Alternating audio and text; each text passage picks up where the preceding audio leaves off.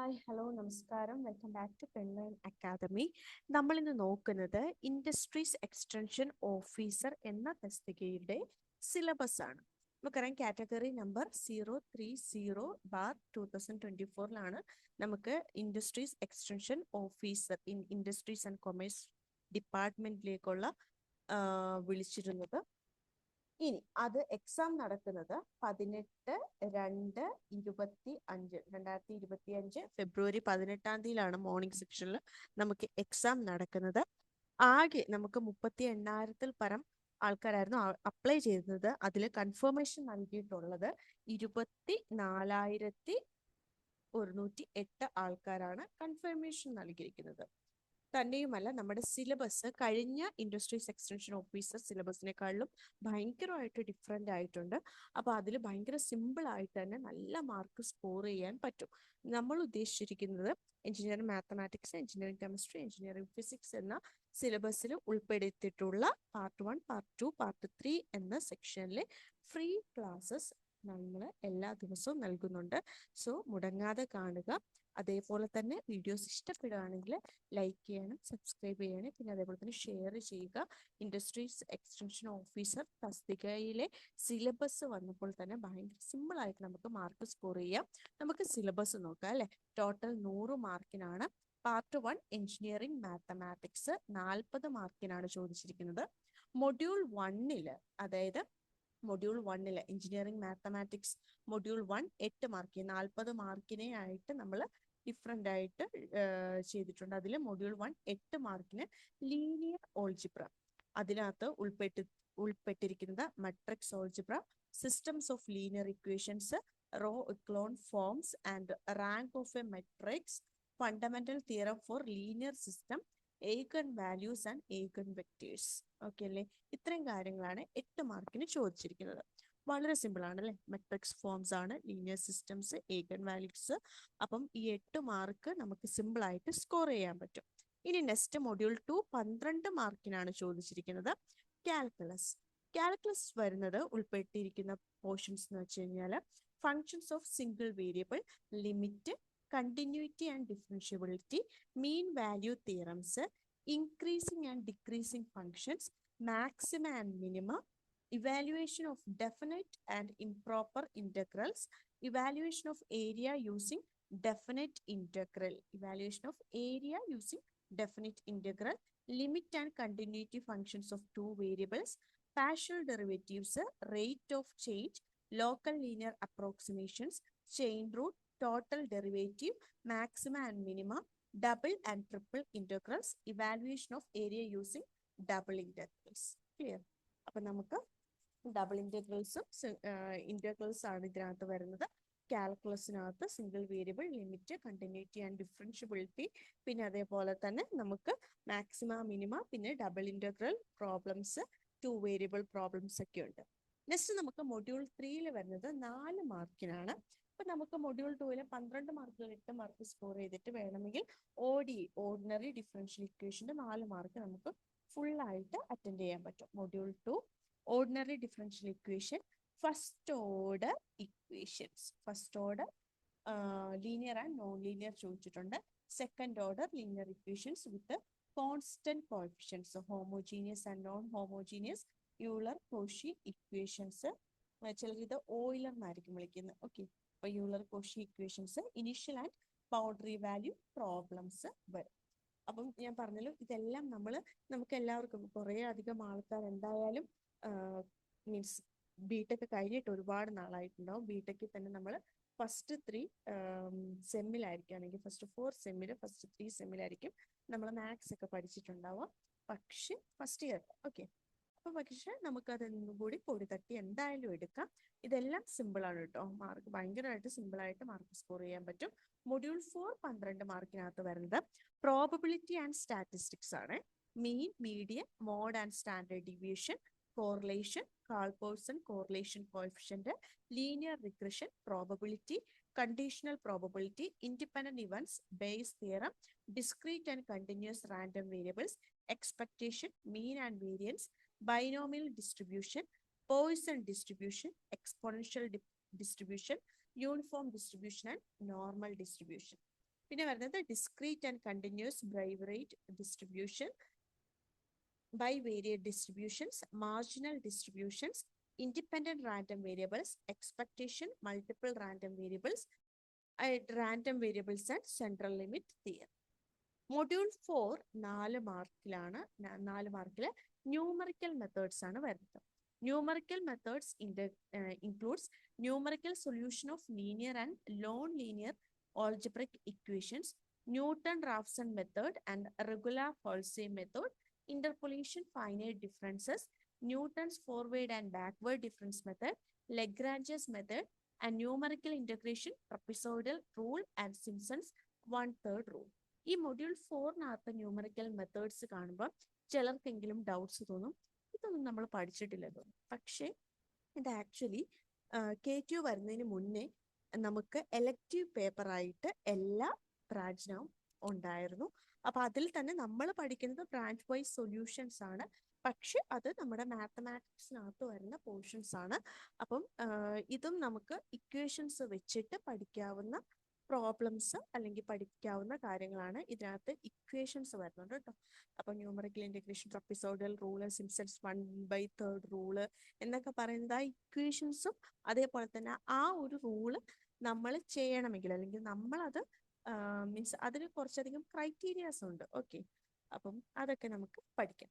Next നമുക്ക് part 2 വരുന്നത് engineering physics ആണ്. എൻ്റെ ശബ്ദം കുറച്ചടഞ്ഞിരിക്കുകയാണ്. ഓക്കെ, അപ്പം പാർട്ട് 2 വരുന്നത് എഞ്ചിനീയറിംഗ് ഫിസിക്സ് 30 മാർക്ക്. നമുക്ക് 40, 30, 30 ഇങ്ങനെയാണ് നമുക്ക് 100 മാർക്കിൽ പാർട്ട് 1, പാർട്ട് 2, പാർട്ട് 3 ആയിട്ട് ഡിസ്ട്രിബ്യൂട്ട് ചെയ്തിരിക്കുന്നത്.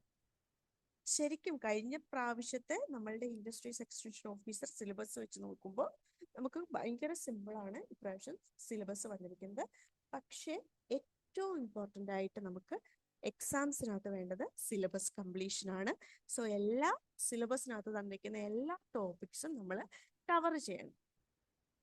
ഓക്കെ, മൊഡ്യൂൾ 1 10 മാർക്കിൽ അപ്ലൈഡ് ഒപ്റ്റിക്സ് ആണ് ചോദിച്ചിരിക്കുന്നത്.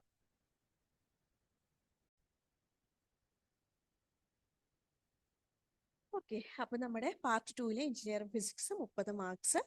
അതിൽ തന്നെ മൊഡ്യൂൾ 1 10 മാർക്സിന് അപ്ലൈഡ് ഒപ്റ്റിക്സ്. എല്ലാം നമ്മുടെ ഫസ്റ്റ് ഇയർ ആണല്ലേ. അപ്പം lasers and applications, fibre optics plus or minus step index fibre, graded index fibre, acceptance angle, numerical aperture, fibre sensors, fibre optic communication, പിന്നെ photonics, LED and solar cell. ഇത്രയാണ് നമുക്ക് 10 മാർക്കിന് ചോദിച്ചിരിക്കുന്നത്. സിമ്പിളായിട്ട് നമുക്ക് അപ്ലൈഡ് ഒപ്റ്റിക്സിൽ നിന്ന് മാർക്ക് സ്കോർ ചെയ്യാൻ പറ്റും.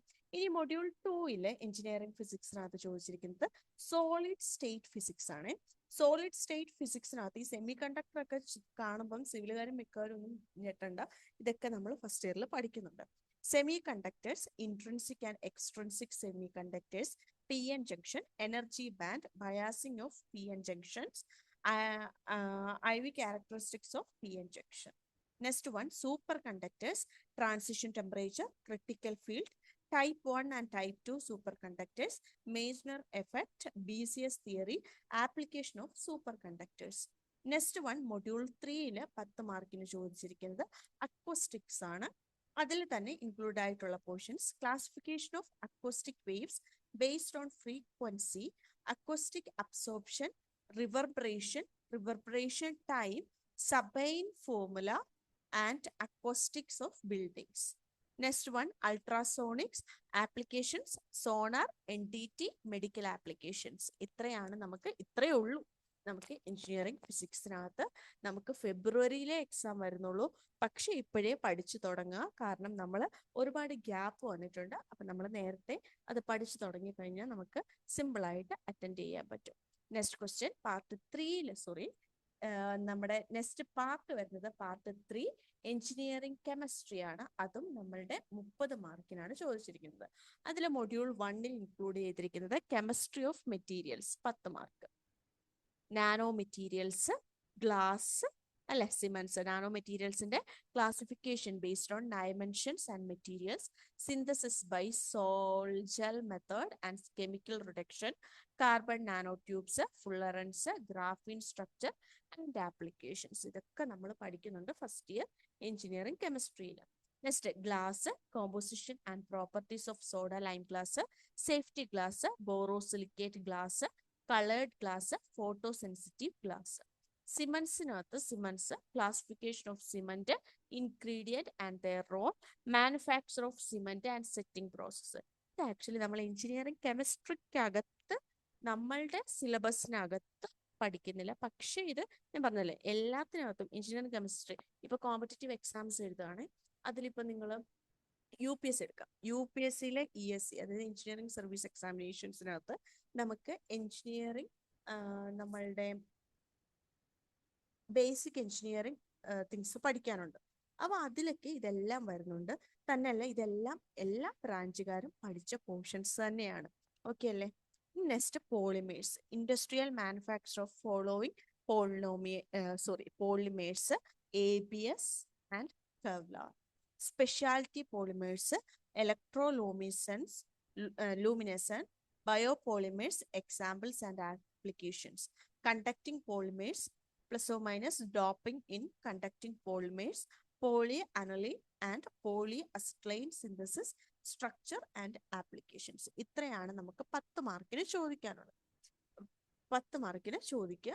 സോ ഇതിൽ സിമ്പിൾ ആയിട്ട് തന്നെ നമ്മൾ ഓർമ്മയിലുള്ളത് വെച്ച് തന്നെ എന്തായാലും ഒരു 4 മാർക്ക് നമുക്ക് വാങ്ങിക്കാൻ പറ്റും. പക്ഷേ നമുക്ക് കോമ്പറ്റീഷൻസ് എന്തായാലും 24,000 പരം സ്റ്റുഡൻസേ ഉള്ളൂ എങ്കിൽ പോലും, സ്റ്റുഡൻസ് എന്ന് പറയാൻ പറ്റില്ല, കോമ്പറ്റേറ്റേഴ്സേ ഉള്ളൂ എങ്കിൽ പോലും നമുക്ക് നല്ല മാർക്ക് സ്കോർ ചെയ്യണം.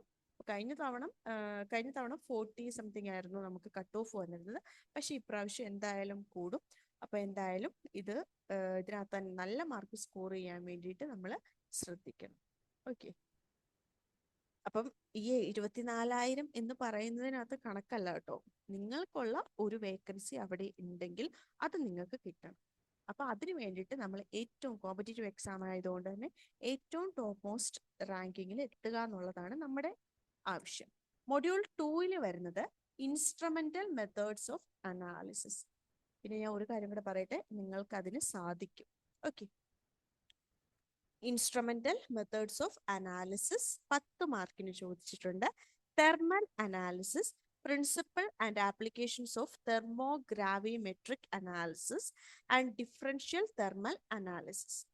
Chromatography, principle and applications of column chromatography, thin layer chromatography, gas chromatography, and high performance liquid chromatography. Next one, scanning electron microscopy, spectroscopy, principle and applications of UV, BIS, and infrared spectroscopy, electromagnetic radiations, electronic transitions 1 and 3 butadiene, 1,3,5 hexatriene, Beer-Lambert's law, types of molecular vibrations and modes of vibration in CO2 and H2O. Identification of inter- and intramolecular hydrogen bonding using IR spectra examples. Syllabus കണ്ടിട്ട് പേടിക്കുകയേ ചെയ്യേണ്ട, നമുക്ക് understanding ആവുന്ന രീതിയിൽ തന്നെ നമ്മുടെ classes എടുക്കുന്നതായിരിക്കും. Okay, next question next module environment 10 marks. Okay അല്ലേ?